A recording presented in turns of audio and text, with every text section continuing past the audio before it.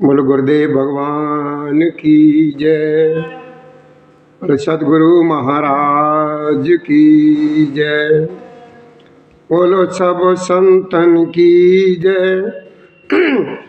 सियापति रामचंद्र की जय। पवन सुत हनुमान की जय। बाबा भोलेनाथ की जय। मैया पार्वती की जय। हे गंगा मैया की जय। शेषनाग महाराज की जय। हे नंदी महाराज की जय। गणेश भगवान की जय। सनातन महाराज की जय।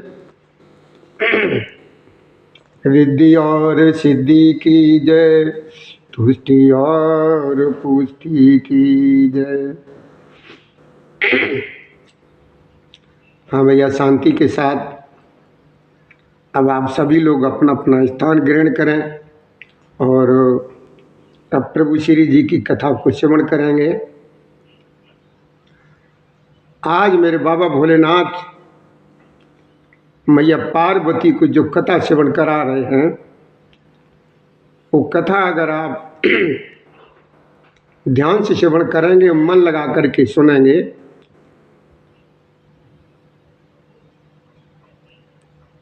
तो भोलेनाथ आपके जितने भी बिगड़े हुए कार्य होंगे और जो भी आपकी मन की कामना होंगी, मनोकामना,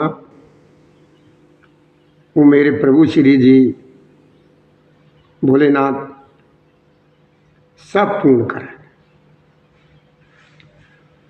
और ये प्रथम सोपान बालकांड से ये प्रसंग चल रहा है। तो भैया हमारी तरफ से और हमारे शिवधाम आश्रम के सभी कार्यकर्ता और सभी संबंधित लोगों की तरफ से हमारे प्रभु श्री जी की कथा के श्रोताओं को यानी भक्तों को,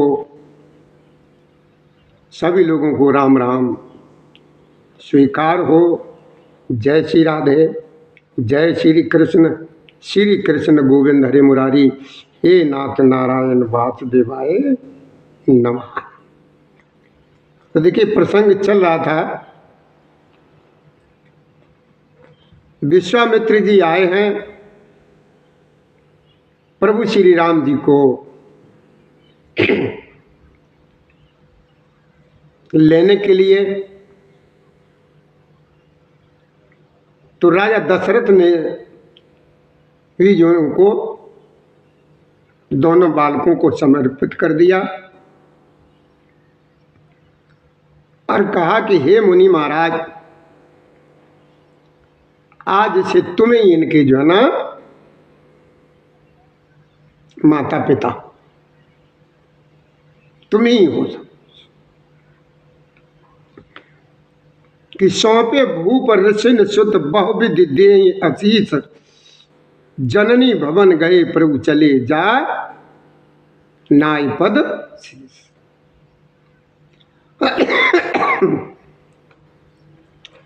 राजा दशरथ जी ने बहुत प्रकार से अपने दोनों राजकुमारों को आशीर्वाद दिया और आशीर्वाद देकर के पुत्रों को ऋषि के हवाले कर दिया। फिर प्रभु जो है ना माता जी के अपने महल में गए और उनके चरणों में सिर नवा करके वो विश्वामित्र जी के साथ, मुनि महाराज जी के साथ चले। अब इससे आगे की कथा श्रवण करेंगे। माँ पार्वती जी कथा श्रवण कर रही हैं और भोलेनाथ श्रवण कर रहे हैं। तो आज हम माँ पार्वती के साथ साथ हम सभी लोगों को ये सौभाग्य मिला है कि बाबा भोलेनाथ के मुख से ये कथा श्रवण करने को हमको मिल रही है। तो देखिए, हमारे प्रभु श्री राम जी जा रहे हैं, भगवान के लाल नेत्र हैं और चौड़ी उनकी छाती है, बहुत विशाल विशाल भुजाएं हैं, नील कमल और तमाल के वृक्ष की तरह हमारे प्रभु श्री जी का सांवला शरीर है। कमर में पीतांबर पहने हुए हैं और सुंदर तरकस कसे हुए हैं। दोनों हाथों में सुंदर धनुष और बाण दिखाई। अब दोनों भाई बहुत ही सुंदर है, एक सांवला है एक गोरा है। श्याम गौर सुंदर दो भाई, और विश्वामित्र महानिधि भाई। ये दोनों भाई बहुत ही सुंदर हैं। मेरे प्रभु श्री राम जी सांवले रंग के हैं, लक्ष्मण जी गोरे रंग के हैं। जब विश्वामित्र जी ने इनको पाया है, प्रभु जी इनके साथ जब चल दिए हैं, तो मुनि महाराज को ऐसा लगा, जब मान लीजिए कि महानिधि पाई। महा कहते बहुत बड़े को और निधि कहते खजाने। से मान लीजिए इतने प्रसन्न है मुनि महाराज, ऐसे उनको लगा कि बहुत बड़ा खजाना पा गए। मोय नित पिता तजेऊ भगवान, प्रभु ब्रह्म देव में जाना, और मोय नित्य जो है ना पिता तजेऊ। भोलेनाथ मैया पार्वती को स्मरण करा रहे हैं, कहते हैं कि देखो उमा, सांवले और गोरे बड़ के दोनों भाई बहुत ही सुंदर लग रहे हैं, बहुत सुंदर लग रहे हैं। विश्वामित्र जी को ऐसा लगा कि हमने बहुत बड़ा खजाना प्राप्त कर लिया है। वे सोचने लगे हैं कि मैं जान गया कि प्रभु ब्रह्मदेव ब्राह्मण देव ब्राह्मणों के भक्त हैं, और मेरे लिए भगवान ने अपने पिताजी को भी छोड़ दिया। विश्वामित्र मन में विचार कर रहे, चले जात मुन दीन दिखाई, सुन ताड़का क्रोध कर धाई, एक ही बाण प्राण हर लीना, और दीन जानते निज पद। अब जिस मार्ग से ये लोग जा रहे थे, तो उस मार्ग में एक ताड़का नाम की राक्षसी वहां रहती थी।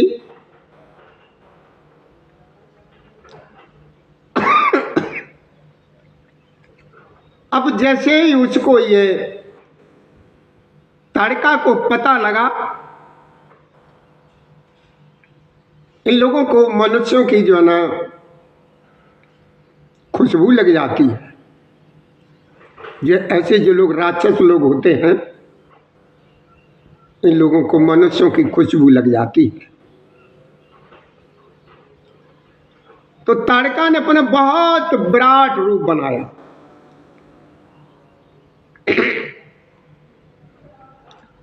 चले जात मुन दीन दिखाई, और सुन ताड़का क्रोध कर धाई। अब ताड़का जो है ना, ताड़का को नहीं मालूम था आकर के जे कौन है क्या है। उसने अपना बहुत विशाल रूप बनाया, और वो क्रोध करके प्रभु जी की तरफ दौड़ी। प्रभु श्री राम जी ने एक ही बाण में उसके प्राण जो थे हर लिए, और उसे दीन जान करके उसको जो है ना अपना पद, निज पद, दिव्य स्वरूप दे दिया। मार्ग में ताड़का मिलने से पहले जब प्रभु जी और ये तीनों लोग जब आ रहे हैं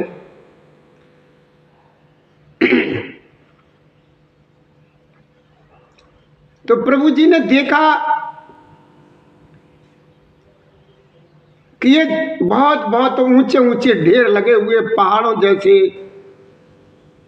ढेर लगे हुए हैं, और वो सारे ढेर हड्डियों के।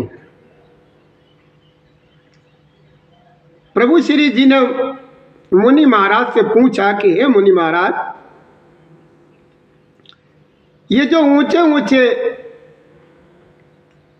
ये पहाड़ों जैसे ढेर दिखाई दे रहे हैं, आखिर के ये क्या है? एक बार तो विश्वामित्र जी ने प्रभु जी से कहा कि प्रभु इस मार्ग से न चलिए, कि ये मार्ग बहुत कठिन है, इसमें जो है ना एक ताड़का नाम की राक्षसी रहती है, और उसी ताड़का ने ऋषियों और मुनियों को खा खा करके जे उनकी हड्डियों के ये ढेर लगाए हैं जो तुमको दिखाई दे रहे हैं। बेटा ऐसा करो, ये मार्ग बदल लो, दूसरे मार्ग से चलते हैं, ये रास्ता जो है ना बहुत ही खतरनाक है। तो प्रभु ने कहा नहीं, इसी मार्ग से चलो। अब ताड़का ने जैसे ये सुना है, ये शब्द सुने हैं लोगों के, तो बहुत भयंकर रूप बना करके आई थी खाने के लिए। तो ने सोचा कि अरे प्रत्येक दिन तो भोजन ढूंढना पड़ता था, वो आज भोजन स्वयं चल करके आया, वो सोचने लगे। लेकिन प्रभु जी ने जैसे ही उसको देखा तो मेरे राम ने एक ही बाण में उसके प्राण पखोरू हर लिए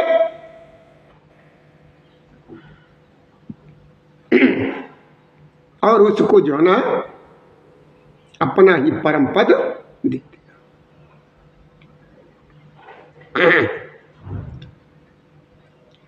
अब जब है ना चले जा रहे हैं तीनों लोग, तो बोले ना समझा रहे हैं, कह रहे हैं देखो मां, ऋषि विश्वामित्र जी ने प्रभु को मन ही मन में विद्या का भंडार समझते हुए भी लीला को पूर्ण करने के लिए ऐसी विद्या दी जिससे भूख और प्यास बिल्कुल भी ना सताए।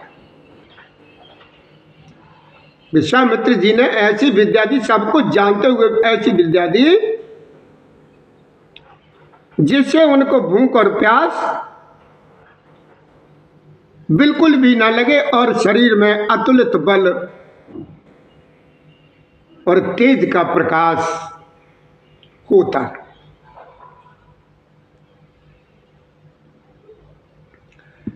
अब जो चलते चलते जो है ना सभी लोग,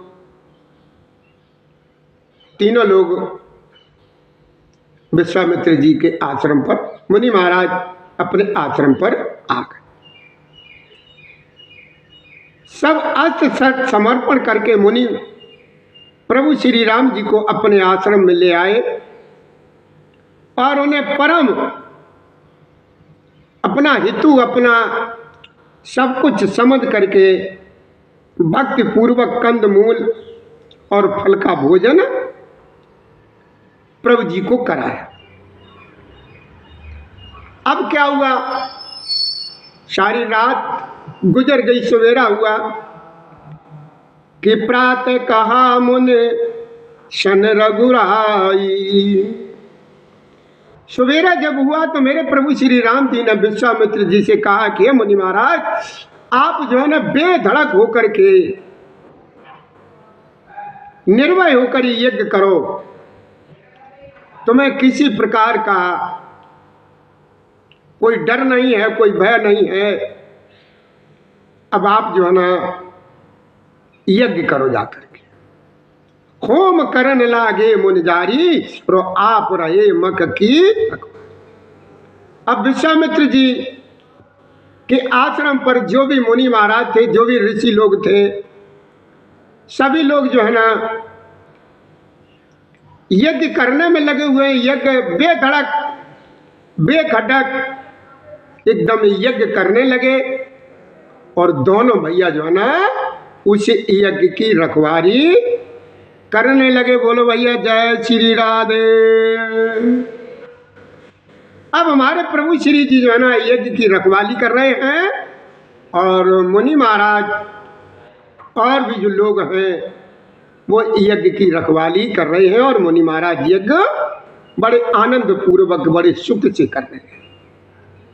अब जो है ना इन निशाचरों ने सुना, जो मारीच जिसे बोलते हैं, मारीच ये राक्षस ही होते हैं, कि सुन मारीच निशाचर क्रोही, और ले सहाय धावा मुन द्रोही, बिन पर बाण राम ते मारा, और सतजू जन गा सागर।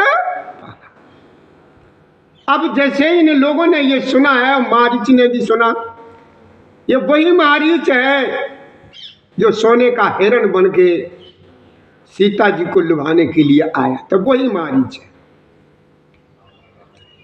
ये मारीच जो था ये तरह तरह की बोलियां बोलना जानता था, और तरह तरह के रूप धारण कर लेता था, यानी हर तरीके के शरीर में ये अपने शरीर को बदल लेता था। ये बहुत ही मायावी था। अब ये जैसे ही इसको ये पता लगा, तो ये वहां पर ये तुरंत अपने साथियों को लेकर के आया, और जो है ना धावा इसने बोल दिया। अब मेरे प्रभु श्री जी ने क्या किया, प्रभु जी ने जब देखा कि अच्छा इन लोगों ने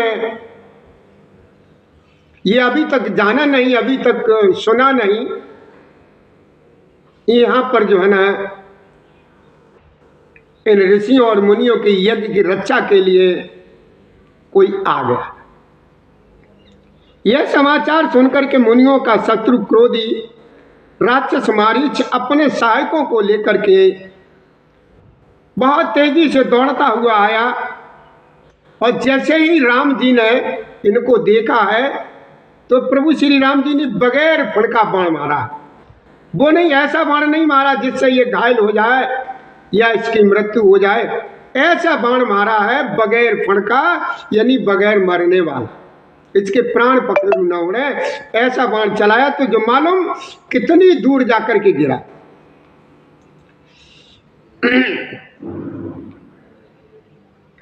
तो जैसे ही प्रभु श्री जी ने इसके ऊपर जो बाण चलाया, वो बाण लगते ही है 100 योजन के विस्तार वाले समुद्र के पार जाकर के गिरा। 100 योजन कितना होता है, एक योजन में 400 कोस होते हैं। 100 योजन में कितने होते हैं, 400 कोस। कि पापक सर स्वभाव पुण्य मारा, अनुज निशाचर कटुक संगारा, मारे असुर द्विज निर्भयकारी, अचुत करई देव मुन जारी। अब क्या हुआ, फिर इसके बाद प्रभु श्री राम जी ने स्वभाव को अग्नि बाण मारा। इधर छोटे भाई लक्ष्मण ने राक्षसों की सेना का संहार कर डाला। इस प्रकार प्रभु श्री राम जी ने राक्षसों को मारकर ब्राह्मणों को निर्भय कर दिया। तब सारे देवता और मुनि प्रभु श्री जी की स्तुति करने लगे। श्री राम जय राम, श्री राम जय जय राम, श्री राम जय राम, श्री राम जय राम,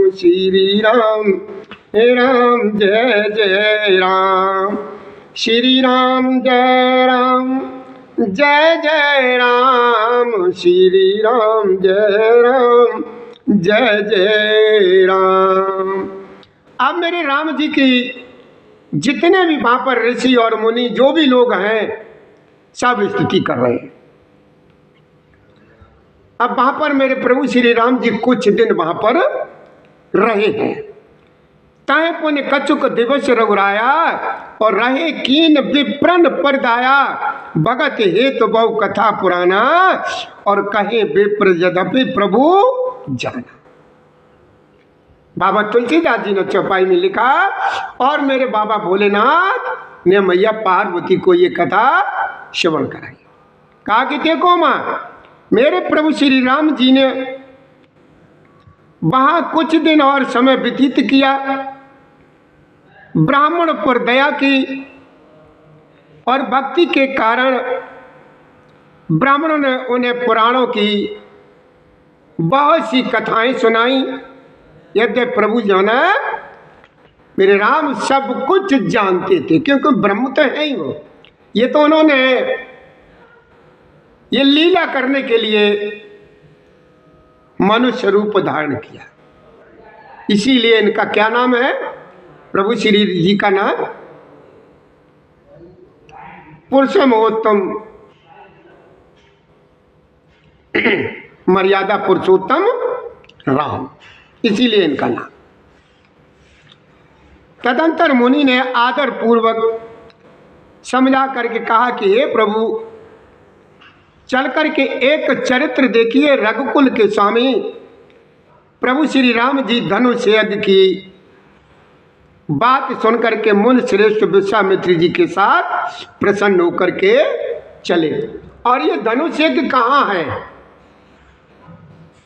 ये धनुष यज्ञ कहाँ है?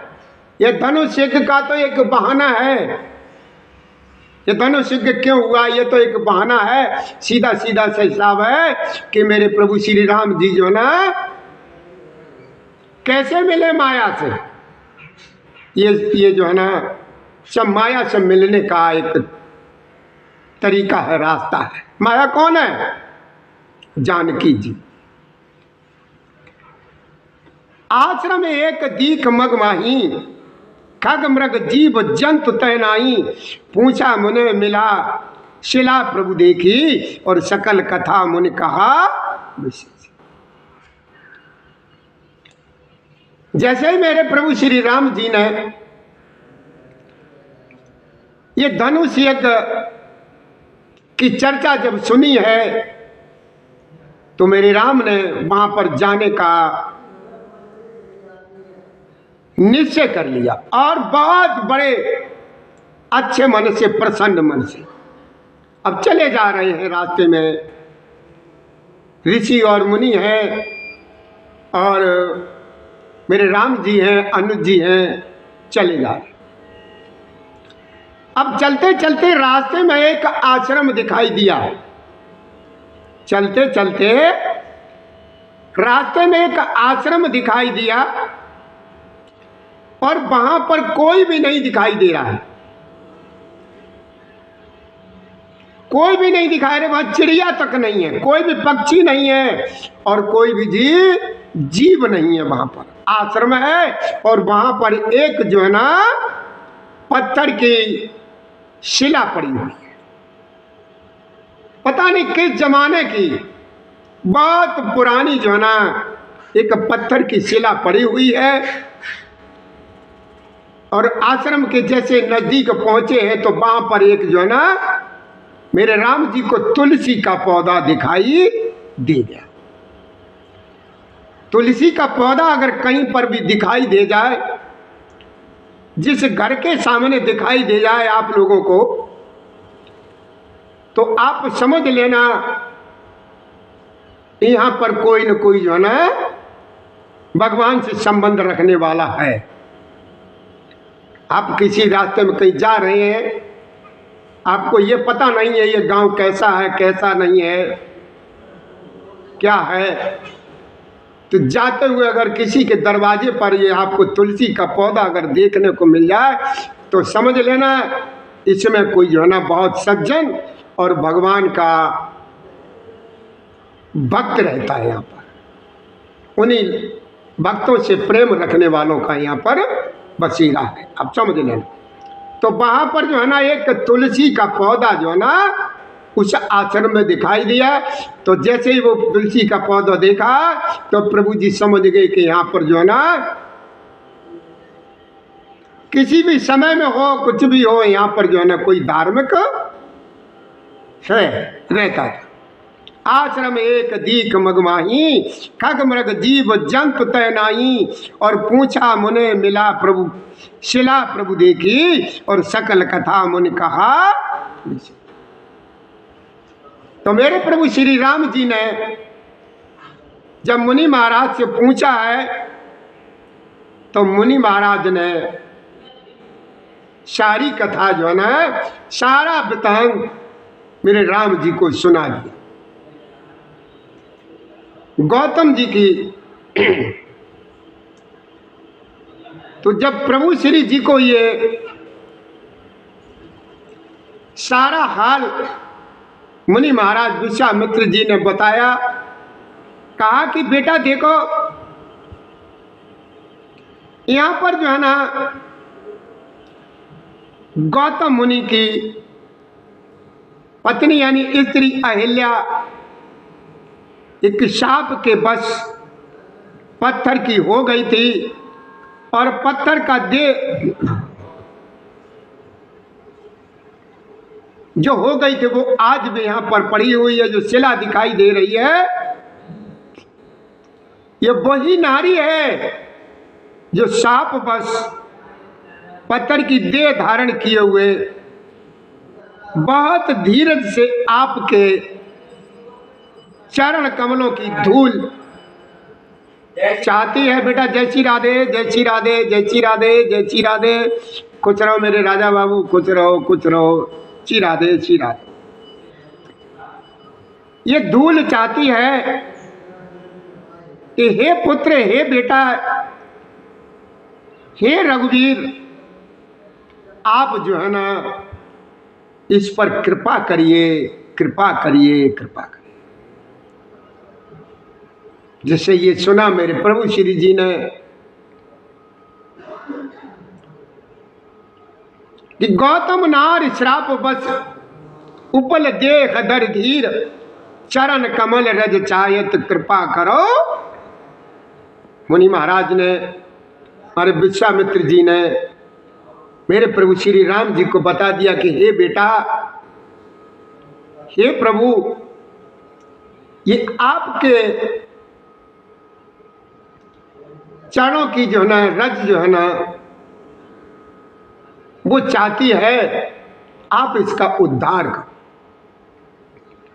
प्रभु श्री राम जी के पवित्र और शोक को नाश करने वाले चरणों का स्पर्श पाते ही सचमुच है तपी मूर्ति अहिल्या प्रकट हो गई, और भक्तों को सुख देने वाले प्रभु श्री राम जी को देख करके वह हाथ जोड़ करके उनके सामने खड़ी रह गई। और वो इतनी इस समय इतनी प्रेम के कारण अधीर है कि वो कुछ भी जो है ना बोल नहीं सकी। उसका शरीर एकदम पुलकित हो उठा, मुख से कोई वचन कहने में नहीं आता है। वो है अत्यंत बड़भागिनी अहिल्या प्रभु के चरणों से लिपट गई, और उसके दोनों नेत्रों से जल की धारा, आनंद के आंसुओं की धारा जो है ना बहने लगी। इतने आनंद में है, इतनी प्रसन्न है अहिल्या, इतनी प्रसन्न है कि उसके मुख से किसी प्रकार से कोई शब्द नहीं निकल रहा है। वो सोच रही है मैं क्या कहूँ, मेरी ये समझ में नहीं आता है, मैं अपने प्रभु को, मैं अपने राम को, अपने मेरे ठाकुर को, अपने प्रियतम को क्या कहूँ। वो गिड़गिड़ाती भी नहीं, कुछ भी नहीं बोल पाती, वो सिर्फ प्रभु श्री जी के चरणों में पड़ी।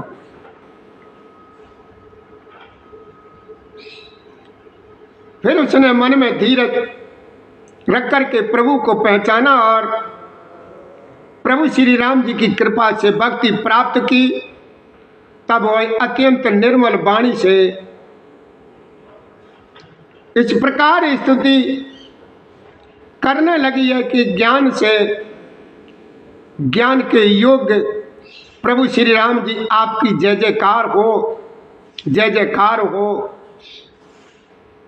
मैं अपवित्र स्त्री हूं और हे प्रभु आप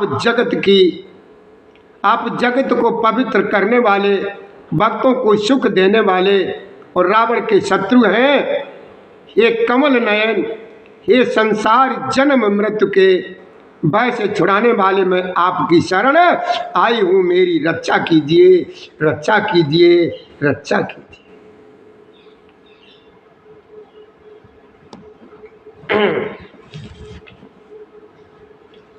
अहिल्या बहुत प्रसन्न है, अहिल्या बहुत प्रसन्न है। जय पद सुर सरता परम पुनीता और प्रकट भय शिव शीश धरी और सोई पद पंकज जय पूजत अज मम सिर धर्यो कृपा लहर। ये भांति सिधारी गौतम नारी बार बार हर चरण परी और जो अति मन भावा सो बर पावा और गए पति लोक आनंद। अहिल्या बहुत प्रसन्न है। प्रभु जी से उसने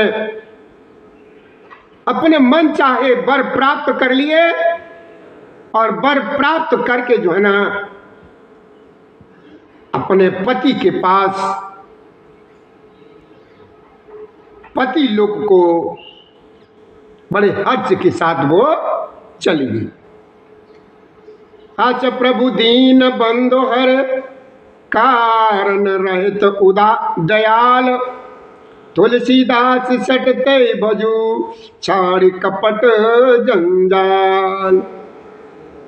अब तुलसीदास जी क्या कहते हैं? तुलसीदास जी क्या कहते हैं? बड़े अच्छी बात कही है दोहे में तुलसीदास जी ने। तुलसीदास जी क्या कह रहे हैं? अस प्रभु दीन बंधु हरि कारण रहित दयाल और तुलसीदास सटते भजू छाड़ कपट। देखिए तुलसीदास जी ने अपने को क्या कहा? मूर्ख, सट, मूर्ख का।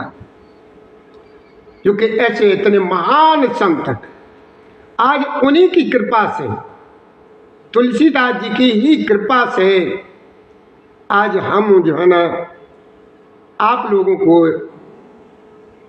ये प्रभु श्री जी की कथा श्रवण करा रहे। अगर तुलसीदास जी ने ये ग्रंथ न लिखा होता तो कहां से ये कथा हम आप लोगों को श्रवण कराए और कहां से मेरे बाबा भोलेनाथ।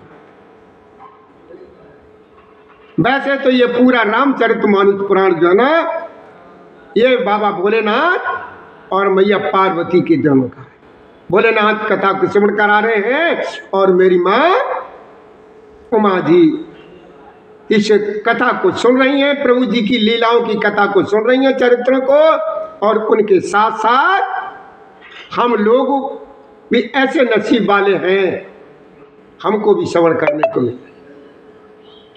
आज प्रभु दीन दयाल हर कारण रहित दयाल और तुलसीदास सटते भजू छाड़ कपट। दुनिया के जंजालों को तुलसीदास जी क्या कहते हैं? प्रभु श्री रामचंद्र जी ऐसे दीन बंधु और बिना ही कारण दया करने वाले हैं। ये तुलसीदास जी कहते हैं कि हे सठ मन तू कपट जंजाल छोड़ करके उन्हीं का भजन कर। बोलो भैया जय श्री राधे।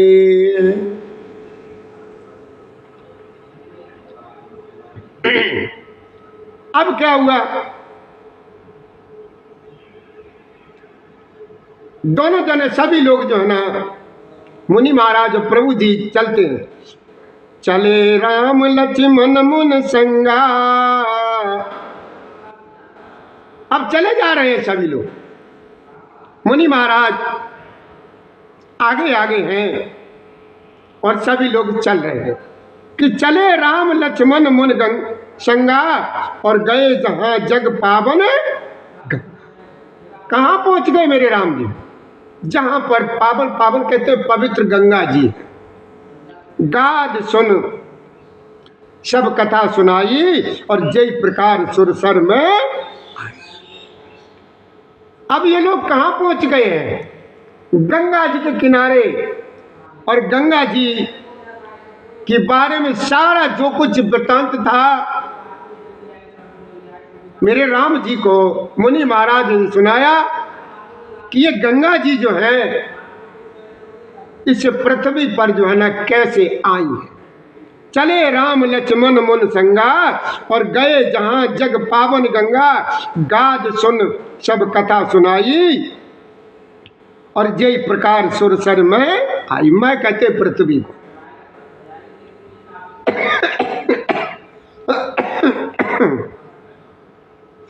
भोलेनाथ मैया पार्वती को समझाते, कहते कि देखो हम मेरे राम जी और मुनि महाराज और लक्ष्मण जी ये लोग जा रहे हैं, कहाँ साथ साथ जा रहे हैं और कहाँ पहुंच गए, जहां पर ये पवित्र गंगा जी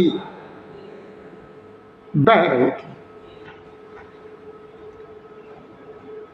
प्रभु श्री राम जी और लक्ष्मण जी मुनि के साथ चले, वे वहां गए जहां सारे जगत को, सारे संसार को, सारे लोक को पवित्र करने वाली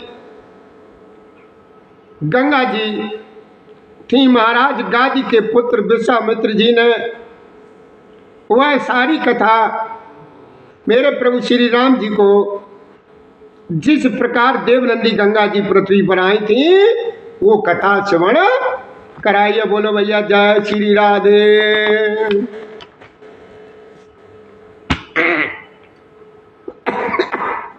भैया सर्दी बहुत है, सर्दी का जरूर थोड़ा सा बचाव रखना, कथा को भी श्रवण करो और कथा और सर्दी का भी बचाव। कपड़े वपड़े खूब पहनते रहना, तो ये मत देखना कि अच्छा ये खराब है, किसी भी तरीके से अपने की इस शरीर की हिफाजत करते।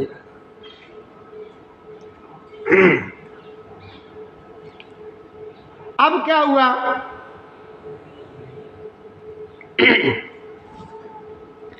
अब मेरे प्रभु श्री राम जी ने ऋषियों के समेत जो है ना गंगा जी में स्नान किया और प्रभु श्री राम जी ने विविध भांत माय देवन को दान भी दिया। माय देव कहते हैं पृथ्वी के देवता कौन है, पृथ्वी के देवता है ब्राह्मण लोग, जिन्हें हम तुम पंडित जी लोग कहते हैं। माय देव, माय माने पृथ्वी, देव माने देवता। जो वहां पर ब्राह्मण लोग थे उनको प्रभु जी ने भांत भांत के जो भी जैसा मन चाहा प्रभु जी ने दान दिया।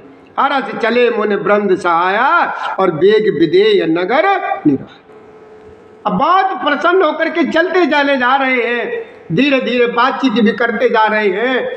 ये पता नहीं लगा कि रास्ता ये कब गुजर गई और कहाँ पहुंच गए। विदेह के, विदेह कौन है, राजा जनक की एरिया में पहुंच गए। कहाँ पहुंच गए, जहां विदेह यानी राजा जनक की एरिया थी, उनके नगर के करीब पहुंच गए, यानी जनकपुर के करीब पहुंच गए। बातों ही बातों में चलते चले जा रहे। प्रभु श्री राम जी ने जब जनकपुर की सीमा और शोभा देखी है, तब छोटे भाई लक्ष्मण जी शायद अत्यंत प्रसन्न हुए, आनंदित हुए। वहाँ अनेकों बावलियाँ, कुएं, नदी और तालाब हैं जिनमें अमृत के समान जल है और मणियों की सीढ़ियाँ बनी हुई हैं। बावली देखी आप लोगों ने? बावली जो है ना बहुत लंबी चौड़ी होती है, उसे बावली कहते हैं। ऐसे मान के चलिए, और बावली वर्गाकार होती है, यानी वर्गाकार मतलब चारों तरफ, चारों भुजाएं उसकी बराबर। ऐसे मान के चलिए जिस तरीके से एक बीघा जगह जितनी भी हो जाए उसकी भुजाएं बिल्कुल बराबर हो, ऐसी एकदम होती है। और बहुत अथाह पानी होता है उसमें। जहाँ पानी होता है वहाँ तक के लिए दरवाजे और सीढ़ियाँ बनी होती हैं। सीढ़ियाँ ऐसी बनी होती हैं कि चाहे जैसे उनमें उतरो और आओ जाओ, पानी को लेकर के आओ, किसी प्रकार की कोई तकलीफ ना हो। ये हमने तो देखी भैया, आगरा के पास एक जगह है जगनेर, वहीं पर एक तांतपुर भी बोला जाता है, जहाँ पर ये पत्थर की ये पट्टियाँ वगैरह आती हैं तांतपुर से, वहीं पर है, उसे राजस्थान बोलते हैं वहाँ पर। तो वहाँ पर जगनेर में आगरे का लास्ट थाना है, वो जिला आगरे का लास्ट थाना है जगनेर। तब हमने राजा जो जगन का वहाँ पर जो किला बना हुआ है अभी भी है, अब तो वो खैर खंडर हो गया है, वहाँ पर जो उनकी जो है ना बावली बनी हुई है, तो हमने वो देखी है। लेकिन उस समय क्या है, इस समय उस समय पानी वानी नहीं है, लेकिन बनी बिल्कुल वैसी। उसको झांकते ही इतना भयंकर ऐसा डर लगने लगता है कि मान लीजिए कि ये अपने आप ही अंदर को खींचे लेती है, ऐसा भयंकर लगने लगता है उसको झांक करके। अब जब वहां पर पहुंच गए हैं मेरे प्रभु श्री राम जी, देख करके सब नजारा बहुत प्रसन्न हुए। मकरंद रस से मतवाले होकर के भौरे जो है ना सुंदर गुंजार कर रहे हैं, रंग बिरंगे बहुत से पक्षी मधुर शब्द कर रहे हैं, और रंग रंग के कमल खिले हुए हैं। सदा सब ऋतुओं में सुख देने वाला शीतल मंद सुगंध पवन जो है ना बहता रहता है, और अभी भी बह रहा है। कि समन बाटिका बाग वन विपुल विहंग निवास, और फूलत फलत सुपल्लवत सोगत पुर चौपास।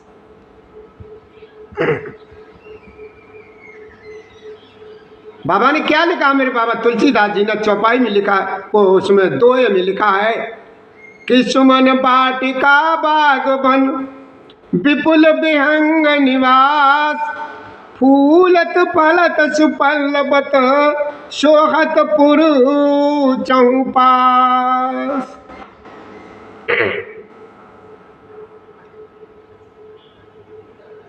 भोलेनाथ मैया को समझाते, कहते हैं कि देखो माँ, बाबा ने क्या लिखा है कि समन बाटिका बाग वन, पुष्प बाटिका यानी फुलवारी बाग और वन, जिसमें बहुत से पक्षियों का वहां पर निवास है, बसेरा है,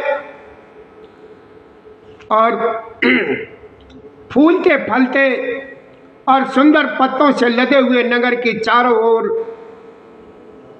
वो सुशोभित हैं, बहुत अच्छे लग रहे हैं। पुष्प वाटिका जो है ना बहुत ही सुंदर है। पुष्प वाटिका यानी फुलवारी बाग और वन, जिनमें बहुत से पक्षियों का निवास है, फूलते फलते और सुंदर पत्तों से लदे हुए नगर के चारों ओर बहुत सुंदर लग रहे, बहुत सुशोभित है। बनाए न बरनत नगर निकाई, और जहां जाए मन तहीं लुआई, और चार बाजार विचित्र अंबारी, और मन में विधि जन स्वयं कर संभार। मेरे बाबा भोलेनाथ मैया को समझाते हैं, कहते हैं कि देखो माँ, बनाए न बरनत नगर निकाई, हे उमा, नगर की सुंदरता का वर्णन करते नहीं बनता है। मन जहां जाता है वो वहीं जो है ना रम जाता है, वहीं पर लुभा जाता है। इतना वहां का माहौल, इतना वहां का सब कुछ बढ़िया है। सुंदर बाजार है, मणियों से बने हुए विचित्र छज्जे हैं, मानो ब्रह्मा ने उन्हें अपने हाथों से खुद स्वयं बनाया। कुबेर के समान श्रेष्ठ धनी व्यापारी सब प्रकार से अनेक वस्तुएं वहां लेकर के दुकानों में बैठे हुए हैं। सुंदर चौराहे और स्वाबनी गलियां सदा सुगंध से सिंची रहती। सबके घर बहुत ही मंगलमय है, उन पर चित्र करे हुए हैं, जिन मानो कामदेव रूपी चित्र करने वाले ने, चित्रकार ने उनको अंकित। वहां की शोभा को कोई वर्णन नहीं कर सकता। तुलसीदास जी कहते हैं, मेरी कलम में उतनी वो स्याही नहीं है, मेरे पास वो शब्द नहीं है जिससे उस सुंदरता का हम वर्णन कर सकें।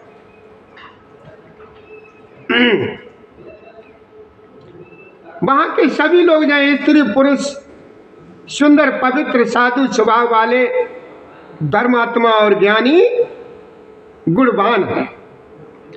जहां जनक जी का अत्यंत अनुपम सुंदर निवास स्थान है, महल है, वहां के विलास ऐश्वर्य को देख करके देवता भी अचंबा करने लगते हैं, स्तंभ तो हो जाते हैं। मनुष्यों की तो बात ही क्या है।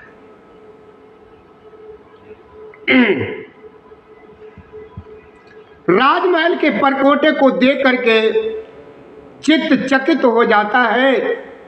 ऐसा मालूम होता है मानो उसने समस्त लोगों की शोभा को अपने यहाँ ही रोक रखा कि धवल धाम मन पुरट पट सुगठित नाना भांति सिय निवास सुंदर सदन शोभा किम कर। लेकिन उसमें भी